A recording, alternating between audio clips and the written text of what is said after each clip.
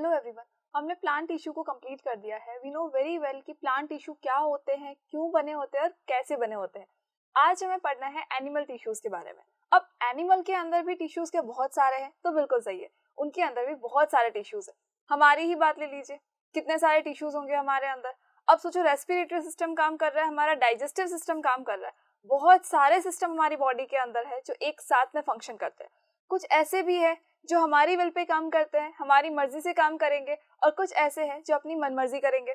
अब वो सारे के सारे जो ऑर्गन्स है हमारे या ऑर्गन सिस्टम्स है, वो सब किसी न किसी टिश्यू से जरूर बने होंगे। और अगर सबका फंक्शन डिफरेंट डिफरेंट है, दैट मीन्स कि टिश्यूज भी डिफरेंट डिफरेंट होंगे।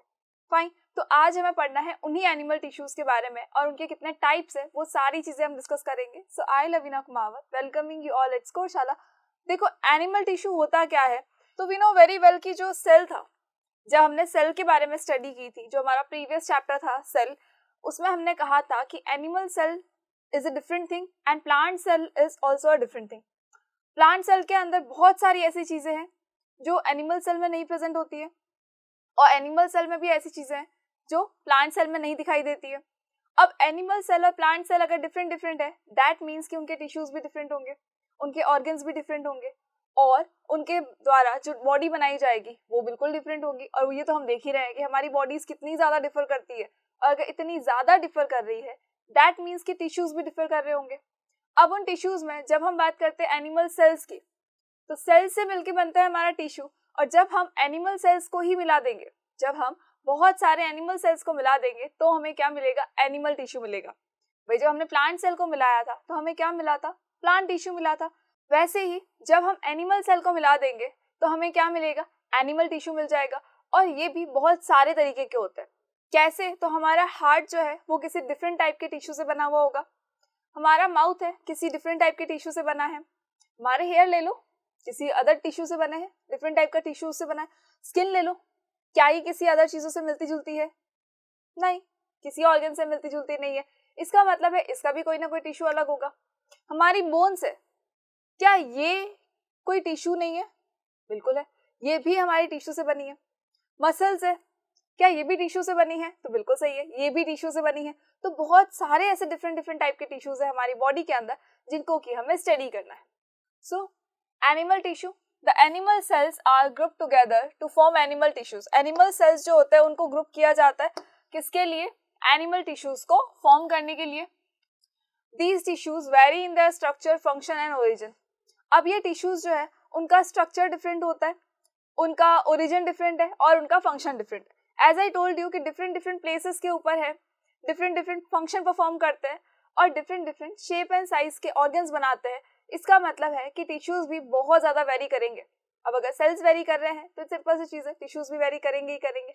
तो देखिए, मेन हमें क्या पढ़ना है? मेनली हमें एनिमल टिश्यूज में 4 टाइप ऑफ टिश्यूज पढ़ना है। The first one is epithelial tissues. Epithelial tissue जो कि लाइनिंग को प्रोवाइड करेंगे या प्रोटेक्शन का काम करेंगे। नर्वस टिश्यू, ये तो हमने काफी बार ये नाम सुना है। नर्वस टिश्यू का नाम तो सुना ही होगा, न्यूरॉन्स का नाम सुना होगा, और अगर न्यूरॉन भी नहीं सुना है तो नर्व सेल्स का नाम सुना होगा। और अगर ये भी नहीं सुना है तो इतना तो हम सबको पता है कि जैसे ही हमारा हाथ किसी गर्म चीज पे लगता है तो हम बैठ के उसको सोचते नहीं है कि अच्छा हाँ ये गर्म चीज पे हाथ लगा है, हमारा हाथ जल सकता है, तो एक काम करते हैं, हम अपना हाथ हटा लेते हैं। ऐसा कोई नहीं सोचता, डायरेक्टली आपका हाथ वहां से रिमूव हो जाता है, हट जाता है वहां से आपका हाथ। निडल के ऊपर पैर रख के देख लो, चल रहे हो, बाई चांस कोई निडल है या ऐसी कोई चीज है जो आपको चुभ रही है, जो आपको हार्म कर सकती है, जैसे ही उसके ऊपर आपका पैर आएगा ऑटोमेटिकली आप वहां से कूद जाएंगे। क्यों कूद गए? सपोज किसी इंसेक्ट ने आपको काट लिया, जैसे ही वो काटता है ना तो हम ऐसे सोचते नहीं है कि अच्छा ये कौन सा इंसेक्ट है, स्टडी करते हैं इसके बारे में, उसके बाद इसको हटाएंगे। बिल्कुल नहीं, हम सीधा वहां से हट जाते हैं और विद इन अ सेकेंड हट जाते हैं हम वहां से, बिना सोचे समझे। ऐसा क्यों? तो ऐसा होता है इन नर्वस टिश्यूज की वजह से, और इन नर्वस टिश्यूज के बारे में भी हम बहुत डिटेल में डिस्कस करने वाले हैं। नेक्स्ट हमें पढ़ना है मसल टिश्यू। मसल का नाम सुनते ही आपको पता है कि हमें मसल्स के बारे में पढ़ना है। हमारी बॉडी में बहुत सारी मसल्स होती है, सब जगह पे है मसल्स। तो इतना तो सुना ही होगा ना, कहीं से भी कट लगाओगे तो हो इसका मांस बाहर आ गया। अरे वो मांस क्या है? वो मसल ही तो है। तो बस वही मसल जो है वो भी टिश्यूज से मिलके बना है, तो हमें मस्कुलर टिश्यूज के बारे में भी डिस्कस करना है। And the fourth one is connective tissue. Connective tissue को ना हम ऐसे समझ सकते हैं कि मैं कोशिश कर रही हूँ कि मेरा ये जो पेन है और ये जो रिमोट है ये चिपक जाए, बट ये चिपक ही नहीं रहा। ये तो मतलब मैं ऐसे कोशिश कर रही हूँ लेकिन ये बार बार नीचे आ रहा है। फिर मैंने कोशिश की चिपकाने की, फिर नीचे आ गया। क्यों आ गया? इनको कनेक्ट करने के लिए कुछ नहीं है हमारे पास में। तो बस हमारी बॉडी में भी कनेक्शन के लिए बहुत सारी चीजें होती है। कनेक्शन की कहाँ जरूरत पड़ गई? तो देखो, हमारी जो बोन्स है बहुत सारे पार्ट्स में डिवाइडेड है। अगर पार्ट्स नहीं होते तो क्या हम यहाँ से इसको हिला पाते? क्या हम यहाँ से इसका मूवमेंट करवा पाते? क्या हमारे ये फिंगर्स इसे मूव कर पाती? नहीं कर पाती। तो बोन्स भी कहीं ना कहीं एक दूसरे से कनेक्टेड है। तो वो कनेक्शन कैसे हुआ? क्या फेविकॉल लगा है वहां पर? तो बिल्कुल नहीं, वहां फेविकॉल नहीं लगा है, वहां पर है कनेक्टिव टिश्यू।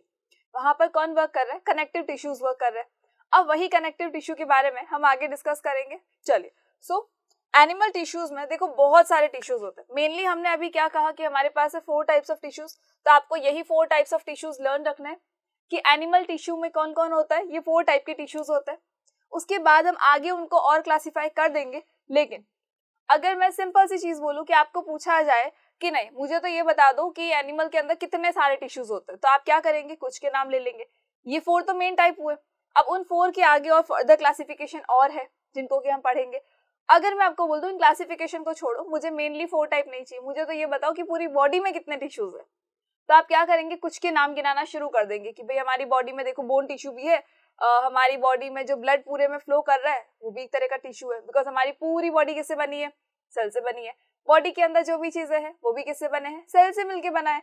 और अगर सेल से मिलके बना है तो कहीं ना कहीं टिश्यूज तो होंगे ही होंगे। तो बोन भी क्या करेगा? एक तरह का टिश्यू हो गया हमारा। मसल टिश्यू हमने देखा, नर्वस टिश्यू हमने देखा, एडिपोज टिश्यू भी होता है। ये एडिपोज टिश्यू क्या है? ये एडिपोज टिश्यू जो फैट बढ़ाता है आपकी बॉडी का, ये वो टिश्यूज है। एपिथेलियल टिश्यू हो गया, बोन टिश्यू है, ब्लड हो सकता है, कार्टिलेज टिश्यू हो सकता है, कनेक्टिव टिश्यू हो सकता है, मसल टिश्यू, मतलब ये सारे टिश्यूज के नाम आपको बताने हैं और इन सब के बारे में मैं आपको बताऊंगी। इसके अलावा भी और टिश्यूज होते हैं, टेंडन्स होते हैं, लिगामेंट्स होते हैं, बहुत सारे ऐसे टिश्यूज हैं जिनके बारे में हम डिस्कस करने वाले हैं। बहुत इंटरेस्टिंग है। ऐसा नहीं कि बहुत कॉमन सी चीजें हैं या कॉम्प्लिकेटेड है या फिर बोरिंग है, बिल्कुल नहीं। बोरिंग तो बिल्कुल नहीं है भाई, जब हम अपनी खुद की स्टडी कर रहे हैं तो वो बोरिंग कैसे हो सकता है। चलिए, सो स्टार्ट करते हैं हमारे फर्स्ट टाइप ऑफ टिश्यू से, जो कि है हमारा epithelial tissue. First type of tissue जिसके बारे में हम डिस्कस करने वाले हैं वो है एपिथेलियल टिश्यू। अब ये एपिथेलियल टिश्यू क्या है? तो एपिथेलियल टिश्यू जो होता है, it form the protective covering and inner lining of the body and organ. As I told you कि ये जो एपिथेलियल टिश्यू होता है ये क्या करता है? ये बॉडी के ऑर्गन्स की लाइनिंग को बनाता है और हमारी बॉडी को प्रोटेक्शन देने का काम करता है।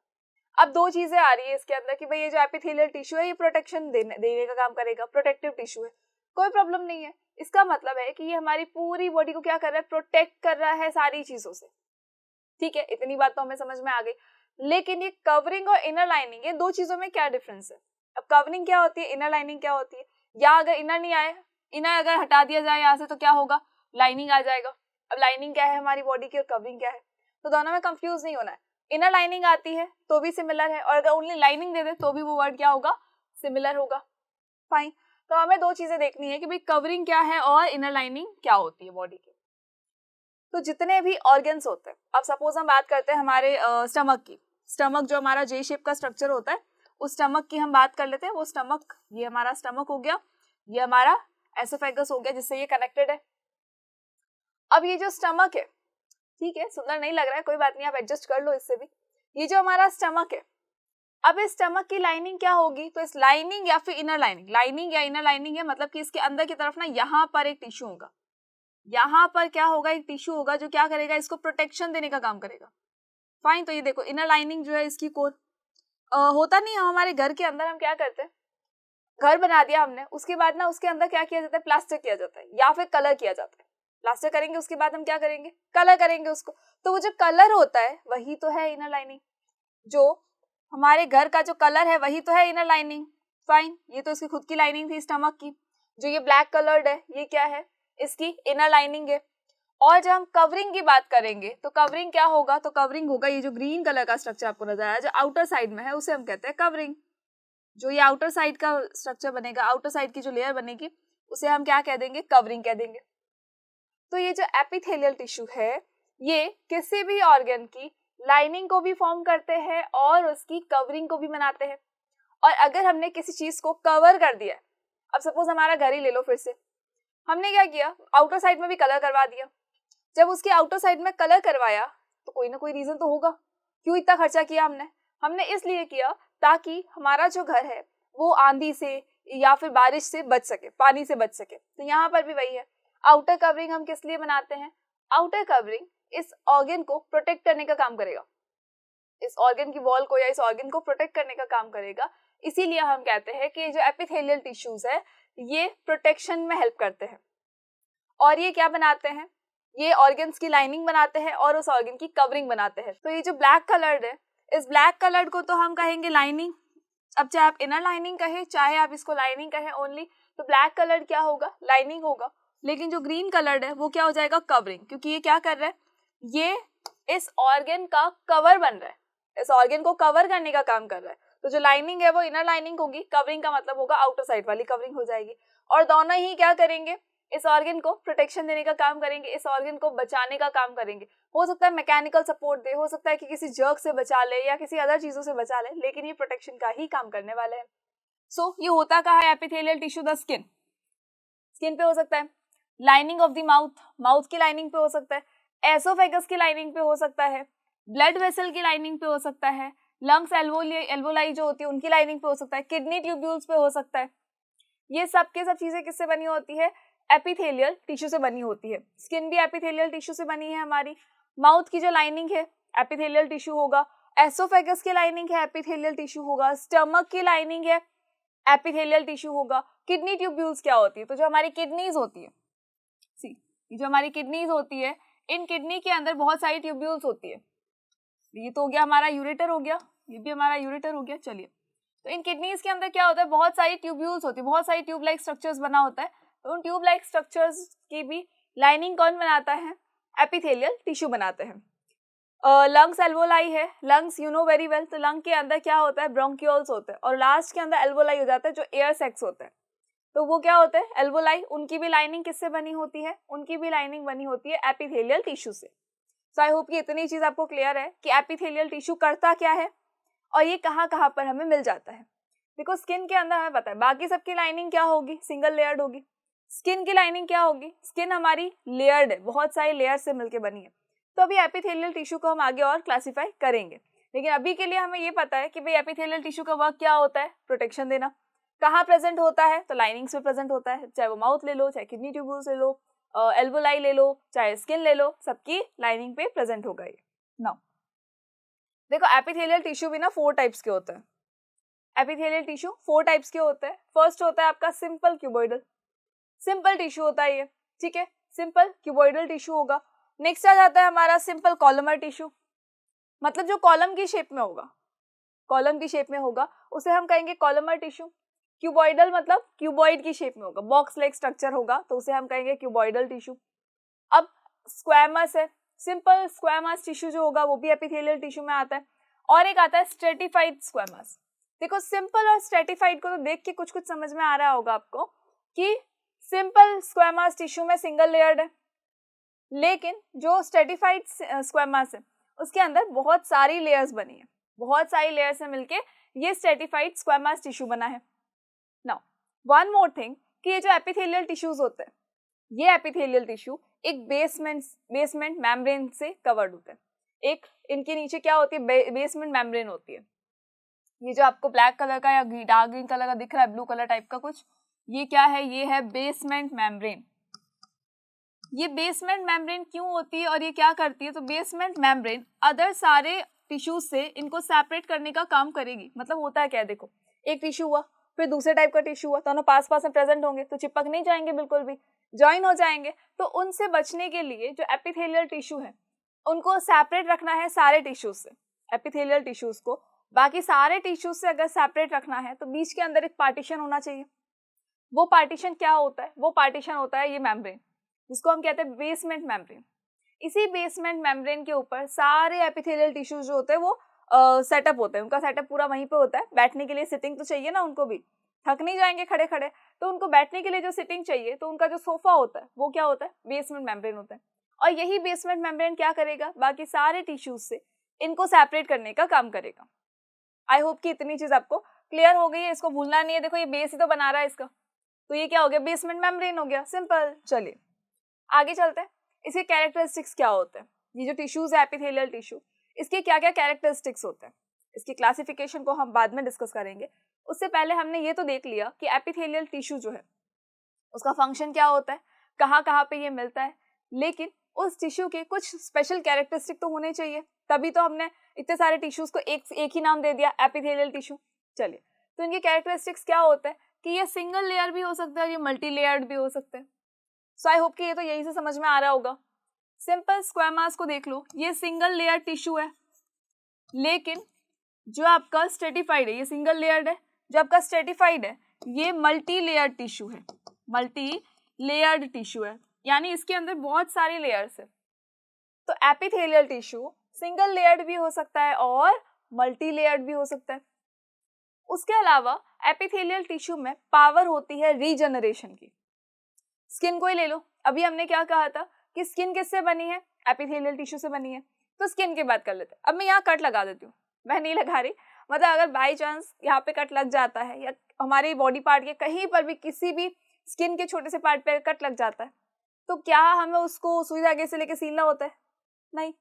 और लाइफ टाइम क्या वो ऐसे ही रहता है? बिल्कुल नहीं। वो ऑटोमेटिकली जो स्किन है वो कवर हो जाती है, फिर से एक नई स्किन बन के आ जाती है। तो ये नई स्किन का बनना क्या है, रीजनरेशन है, फिर से रीजनरेट करना। पहले ऑलरेडी था, जैसे ही वहां से वो खत्म हो जाता है तो उसको रीजनरेट करना। तो रीजनरेशन की पावर जो होती है वो इन एपिथेलियल टिश्यूज के अंदर होती है। भाई हमारी बॉडी में ऐसा नहीं है कि हमने हाथ को कट कर दिया तो हमारा पूरा का पूरा हाथ बन के आ जाएगा। हमने किसी कान को या सपोज हमारे एक पैर को कट कर दिया या गलती से किसी रीजन से कोई एक्सीडेंटली अगर वो कट हो जाता है तो वो फिर से बन के आ जाएगा, ऐसा तो बिल्कुल नहीं होता है। और अगर नहीं होता है इसका मतलब रीजनरेशन भी नहीं होगा। लेकिन हमारी बॉडी के कुछ टिश्यूज होते हैं जिनके अंदर रीजनरेशन की पावर होती है और वो ऑटोमेटिकली अपने आप को रीजनरेट कर देते हैं। कौन सी है? तो स्किन के अंदर तो होता ही है, बिल्कुल है। सबसे अच्छा एग्जांपल है हमारा कि स्किन को कट करा, अगर बाई चांस कट हो जाए तो ऑटोमेटिकली हमारी स्किन जो है फिर से आ जाती है। ये कौन सा टिश्यू है? ये है एपिथेलियल टिश्यू। तो एपिथेलियल टिश्यू जो होता है उनके अंदर पावर होती है रीजनरेशन की। Next, epithelial tissue cells are tightly packed and form a continuous sheet. अब देखो, जब एपिथेलियल टिश्यू जो है प्रोटेक्शन का काम कर रहे हैं तो क्या ऐसा होगा कि हम नेट लगाएंगे प्रोटेक्शन के लिए? नहीं। क्या उसके लिए कोई स्पेस छोड़ेंगे ताकि वहां से प्रोटेक्शन ना हो? कोई छोटा सा होल छोड़ देते हैं, हो सकता है वहां से जर्म्स अंदर आ जाएंगे, हो सकता है वहां से ऐसी चीजें अंदर आ जाएंगी या बाहर चली जाएंगी जिनकी हमें रिक्वायरमेंट थी या नहीं थी। फाइन। तो एपिथेलियल टिश्यू क्या करता है? प्रोटेक्शन देगा, लेयर बनाता है हमारे लिए, एक प्रोटेक्शन कवरिंग बनाता है हमारे लिए। तो उस कवरिंग को प्रॉपर होना बहुत जरूरी है। उस कवरिंग में सपोज हमारा घर ही है, ठीक है, फिर से हमारे घर पे आ जाता है, हमारे लिए जो मेन कवरिंग होती है वो हमारा घर होता है, जो हमें सर्दी गर्मी बरसात सबसे बचाता है। लेकिन अगर मैं एक होल कर दूं छोटा सा तो क्या होगा? उस होल के थ्रू बारिश भी आएगी, उस होल के थ्रू सर्दी में हवा भी आएगी और उसी होल के थ्रू गर्मी के टाइम पे सनलाइट भी आ जाएगी। तो ये क्या था? अगर वो होल नहीं होता तो मुझे पूरी कवरिंग मिलती, लेकिन उस होल के होने की वजह से क्या हुआ? कवरिंग कम मिली, प्रोटेक्शन कम हुआ। इसीलिए एपिथेलियल टिश्यूज जो होते हैं ये टाइटली पैक्ड होते हैं, ये अपने बीच में कहीं पर भी स्पेस को नहीं छोड़ते, इतना टाइटली क्लोजली पैक्ड होता है कि इनके बीच में कहीं स्पेस होता ही नहीं है। ये पूरी की पूरी कवरिंग शीट है, तो उसके अंदर अगर स्पेस नहीं होगा, कोई होल नहीं होगा, तो ये हमारी बॉडी को इजीली प्रोटेक्ट कर पाएंगे।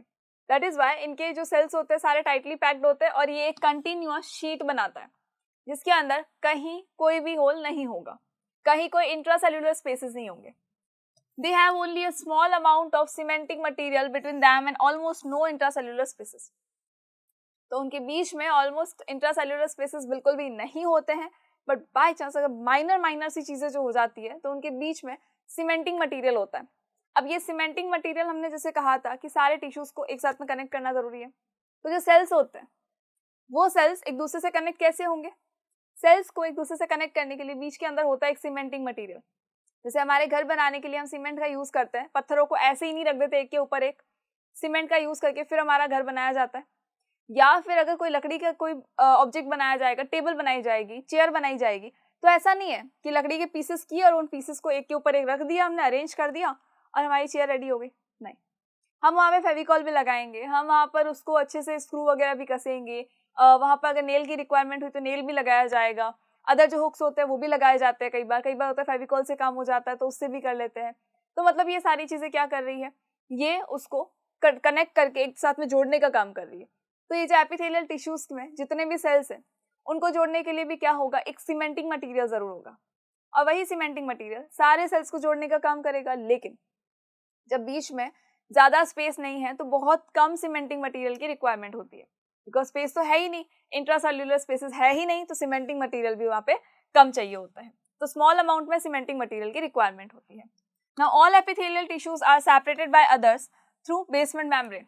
तो सारे एपिथेलियल टिश्यूज जो है वो अदर टिश्यूज से बेसमेंट मेम्ब्रेन की वजह से सेपरेट किए जाते हैं। एज आई टोल्ड यू कि अगर बाकी टिश्यूज भी है, सपोज यहाँ पर दूसरे भी टिश्यूज है, इसके नीचे लेते, इसके नीचे अगर ये दूसरे भी कोई टिश्यूज है तो ये दोनों क्या हो जाएंगे, एक दूसरे से कनेक्ट हो सकते हैं।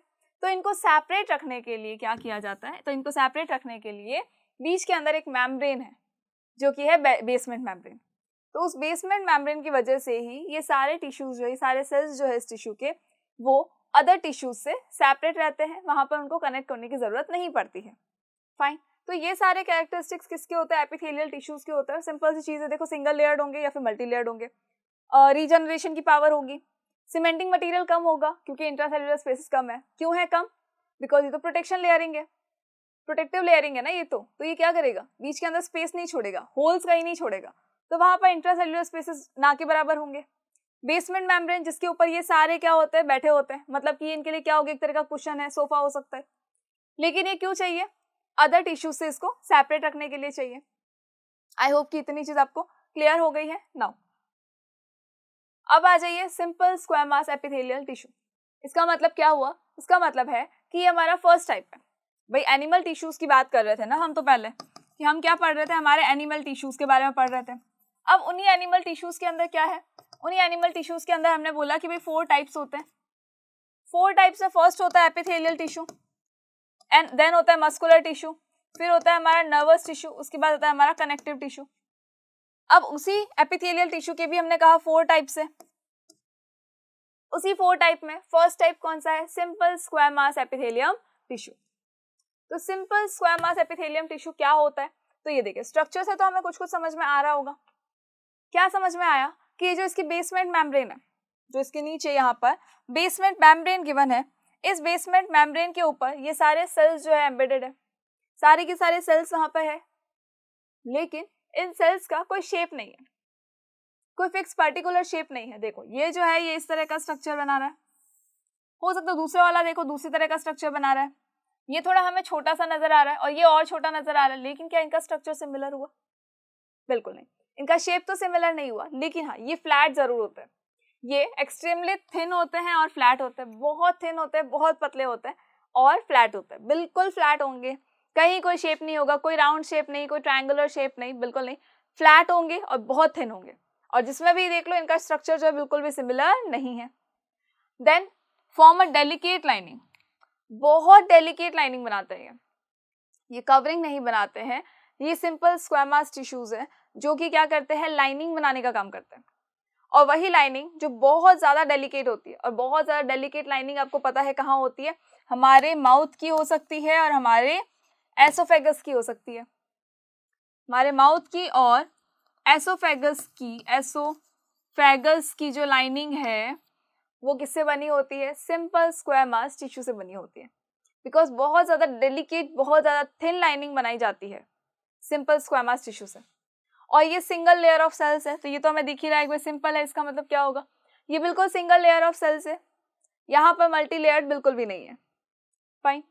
तो सिंपल स्क्वायमास टिश्यू में हमें क्या क्या याद रखना है, देखो इसको देखते ही याद रख लेना है कि ये स्ट्रक्चर इसका दिखा, इसका मतलब क्या है, जो बेसमेंट मेम्ब्रेन है इसकी, उस बेसमेंट मेम्ब्रेन के ऊपर ये सारे जो सेल्स है वो एम्बेडेड है, सब एक दूसरे से क्लोजली पैक्ड है, इंट्रासेल्युलर स्पेसेस बिल्कुल कम है, उसके अलावा इनका शेप सिमिलर नहीं है, थिन होते हैं, फ्लैट होते हैं, बहुत डेलिकेट लाइनिंग बनाते हैं, बहुत डेलिकेट लाइनिंग बनाते हैं, बहुत पतली है तो ऑब्वियसली डेलिकेट तो होगी ही।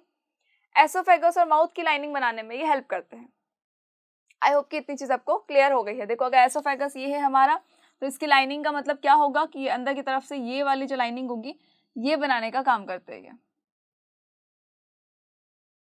आई होप कि आपको सिंपल स्क्वायमास एपिथेलियम टिश्यू में कहीं कोई प्रॉब्लम नहीं होगी, बहुत ईजी है, कुछ पॉइंट्स ही आपको याद रखना है, वो भी आप इस स्ट्रक्चर को देखकर याद रख सकते हो।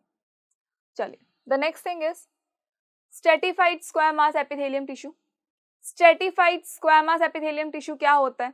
स्ट्रेटिफाइड का जैसे ही नाम आता है तो आपको याद रखना है कि ये मल्टी लेयर्ड है।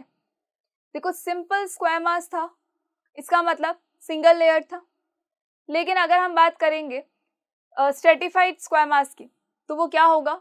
मल्टी लेयर्ड होगा, मतलब ये बहुत सारी लेयर ऑफ सेल से मिलकर बना होगा।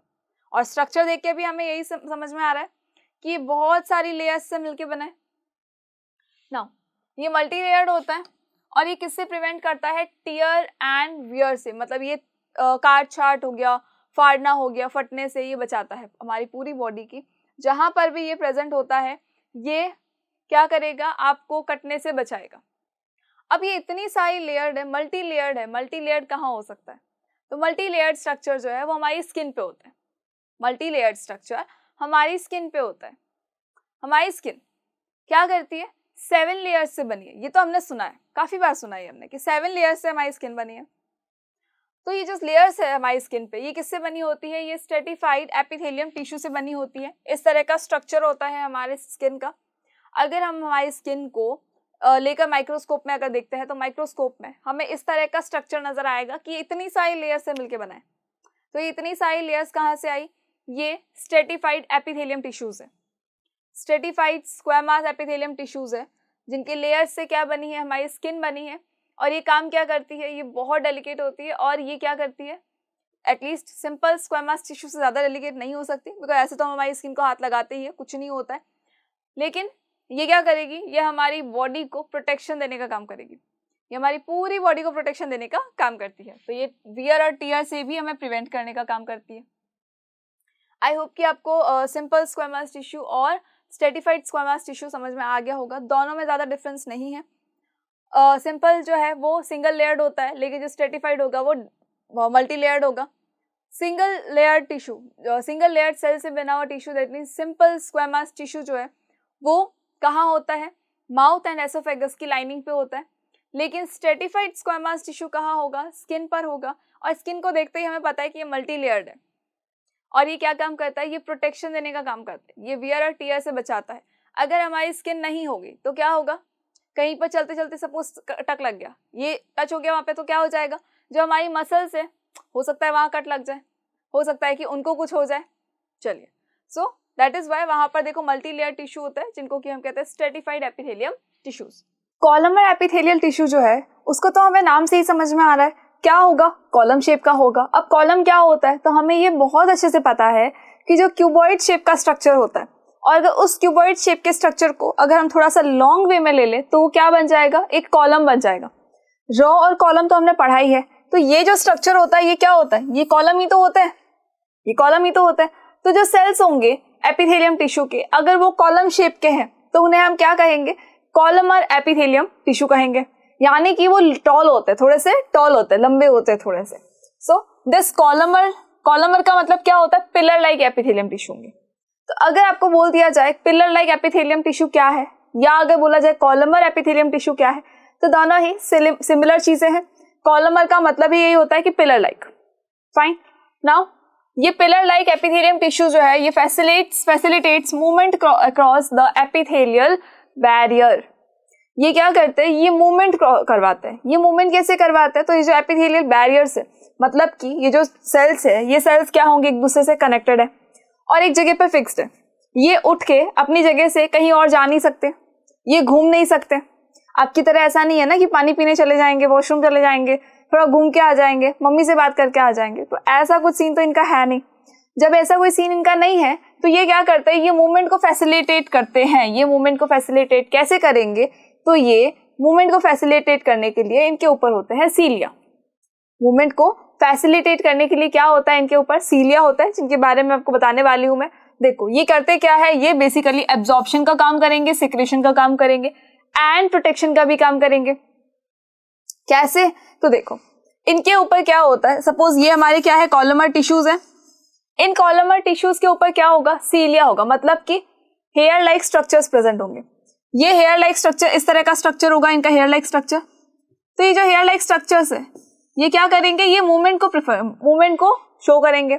यानी कि अगर कोई पार्टिकल है, सपोज यहाँ पर कोई पार्टिकल रखा है, इस पार्टिकल को यहाँ से आगे ले जाना है, क्या ये खुद ही उठ के यहाँ से चले जाएंगे?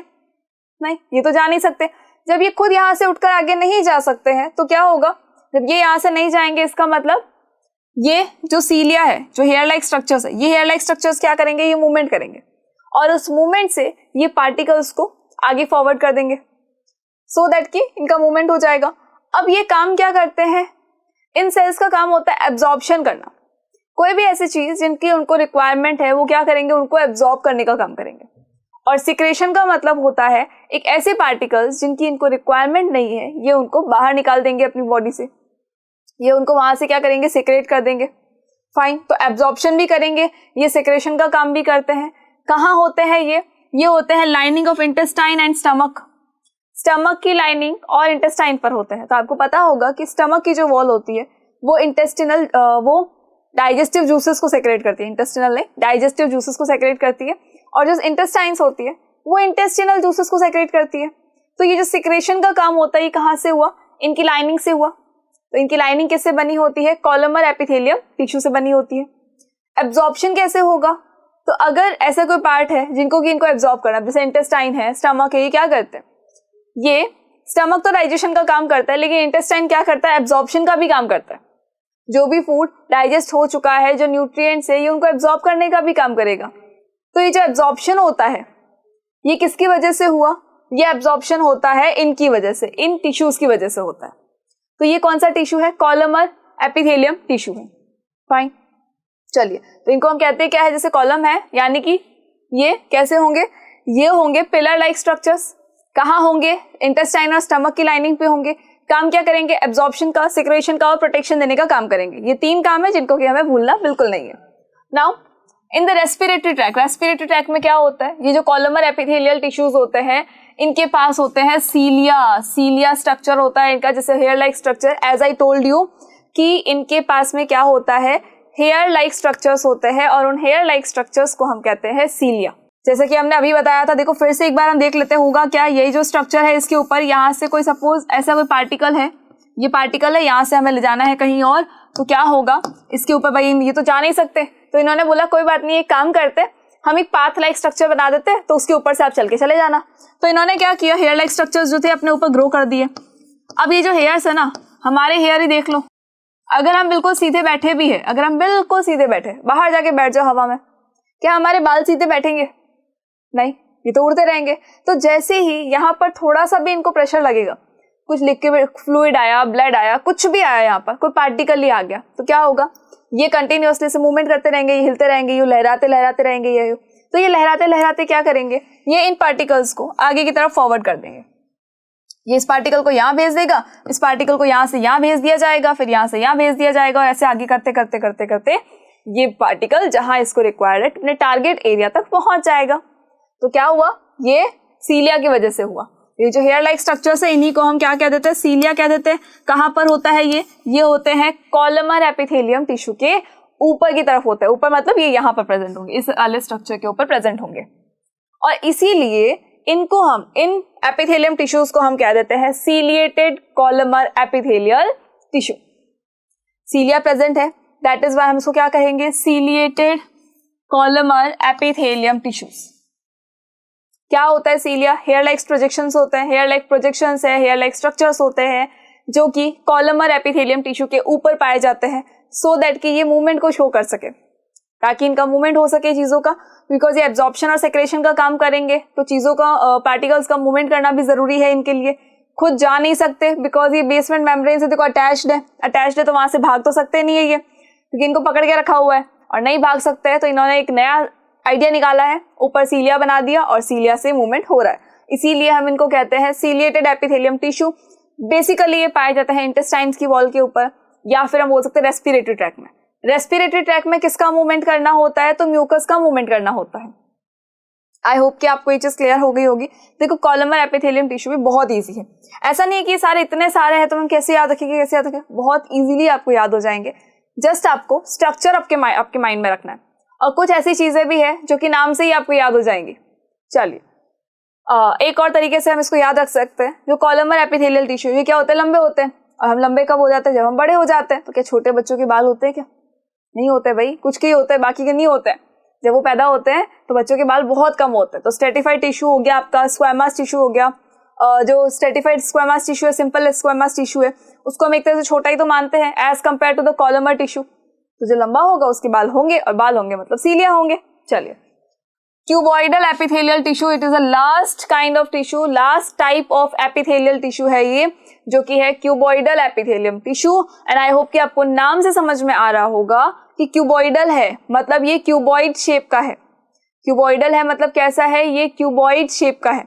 और क्यूबॉइड क्या होता है? It is a kind of box जिसकी लेंथ, ब्रेड्थ और हाइट जो होती है वो डिफरेंट डिफरेंट होती है, जिनके मेजरमेंट्स डिफरेंट होते हैं, तो जिनके डायमेंशंस डिफरेंट होते हैं, उन्हें हम कहते हैं क्यूबॉइड। और ये जो स्ट्रक्चर होता है ये क्यूबॉइडल शेप होता है। क्यूबॉइडल एपिथेलियम टिश्यूज होते हैं, cube shaped epithelium tissue cells जो होते हैं प्रेजेंट होते हैं। क्यूब नहीं, क्यूबॉइड होगा, क्यूबॉइडल है, क्यूबॉइड शेप का होगा, क्यूब नहीं कह सकते हम इनको, लेकिन हाँ अगर छोटे होंगे तो क्यूब, लेकिन मोस्टली होता है क्यूबॉइडल शेप होता है, तो क्यूबॉइड शेप होगा इनका। It forms the lining of kidney tubules, ये किडनी ट्यूब्यूल्स की लाइनिंग को बनाते हैं। And ducts of salivary gland, salivary gland की डक्ट्स, डक्ट्स का मतलब क्या होता है? डक्ट का मतलब होता है पाइप लाइक स्ट्रक्चर। जो वेसल्स होते हैं सैलिवरी ग्लैंड से सलाइवा जब बाहर आता है, सिक्रेट किया जाता है, तो वो एक पर्टिकुलर डक्ट के थ्रू आते हैं, एक पाइप लाइक स्ट्रक्चर के थ्रू आते हैं, उसी को हम कहते हैं डक्ट। और उसकी जो लाइनिंग होती है वो किससे बनी होती है? वो क्यूबॉइडल एपिथेलियल टिश्यूज की बनी होती है। Where it provides mechanical support, जिनको क्या किया जाता है? मैकेनिकल सपोर्ट दिया जाता है ताकि इनको कोई भी नुकसान ना हो। आसपास से भले कितने ही झटके लगे कोई फर्क नहीं पड़ेगा, बिकॉज इनको मैकेनिकल सपोर्ट किसकी वजह से मिल रहा है? इन क्यूबॉइडल एपिथेलियल टिश्यूज की वजह से मिल रहा है। Now epithelial cells often acquire additional specialization as gland cells which can secrete substance at the epithelial surface। तो देखो epithelial tissues जो होते हैं, epithelial cells जो होते हैं, वो कभी कभी क्या करते हैं? डिफरेंट टाइप के मतलब एडिशनल ना स्पेशलाइजेशन को एक्वायर कर लेते हैं, कुछ ऐसी स्पेशलाइज चीजें करने लग जाते हैं जिनकी वजह से उनका काम ही चेंज हो जाता है। तो यहाँ पर भी वही है, कुछ ऐसे सेल्स है जिन्होंने क्या किया? एडिशनल स्पेशलाइजेशन को एक्वायर कर लिया। एक्वायर करने की क्या हुआ? एज ग्लैंड सेल, जैसे कि ग्लैंड सेल की क्वालिटीज होती है, तो इन्होंने भी उन क्वालिटीज को एक्वायर कर लिया which can secret substances at the epithelial surface. Glands क्या करती है? अपनी चीजों को सीक्रेट करने का काम करती है। तो अगर एपिथेलियल सेल्स ने ऐसी एडिशनल स्पेशलाइजेशन को एक्वायर किया है जिसकी वजह से वो भी एक ग्लैंड सेल की तरह बिहेव कर रही है, तो वो क्या करेंगी? एपिथेलियल सरफेस पर कोई ऐसे सब्सटेंसेस को सीक्रेट करेगी। अब जब सेक्रेशन होगा तो sometimes a portion of the epithelial tissue folds inwards. उस सेक्रेशन से क्या होता है? कई बार होता है कि जो एपिथेलियल टिश्यूज होते हैं वो थोड़ा अंदर की तरफ फोल्ड हो जाते हैं, और उन फोल्ड होने से क्या होगा? मल्टी सेल्यूलर ग्लैंड्स बन जाती हैं। तो मल्टी सेल्यूलर ग्लैंड्स जो होती है इनको वो फिर बोल देते हैं ग्लैंडुलर एपिथेलियम। ग्लैंडुलर एपिथेलियम मतलब एपिथेलियम टिश्यूज थे पहले, उन्होंने क्या किया? धीरे धीरे उनके अंदर वो स्पेशलाइजेशन उन्होंने एक्वायर कर लिया, जिसकी वजह से वो ग्लैंड सेल की तरह बिहेव करने लगे, और वो ग्लैंड सेल्स जो थे वो अंदर की तरफ फोल्ड होने लग गए थे धीरे धीरे, और उन फोल्ड की वजह से क्या बना? ग्लैंड्स बनने लग गई, मल्टी सेल्यूलर ग्लैंड्स बनी। इसीलिए उन एपिथेलियम टिश्यूज को हम कहते हैं ग्लैंडुलर एपिथेलियम टिश्यूज। फाइन, चलिए आगे बढ़ते हैं। नाउ ये देखो, इस तरह का इसका स्ट्रक्चर होता है। कैसा होगा? क्यूबॉइडल शेप के स्ट्रक्चर्स होंगे। क्यूबॉइडल शेप का स्ट्रक्चर है, न्यूक्लियस तो सब में है ही, सबके अंदर हमने न्यूक्लियस वाला स्ट्रक्चर तो देखा ही था। कनेक्टिव टिश्यू क्या है इसका?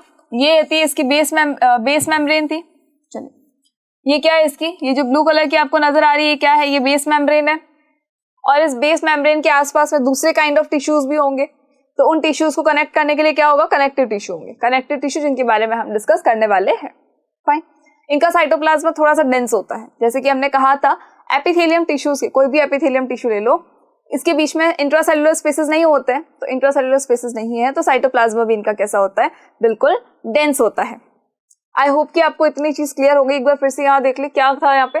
जो क्यूबॉइडल एपिथेलियल टिश्यूज थे क्यूबॉइड शेप के होते हैं, उसके अलावा ये लाइनिंग्स को फॉर्म करते हैं, डक्ट्स ऑफ सैलिवरी ग्लैंड्स से उनको फॉर्म करेंगे और प्रोवाइड क्या करेंगे? मैकेनिकल सपोर्ट को प्रोवाइड करने का काम करेंगे।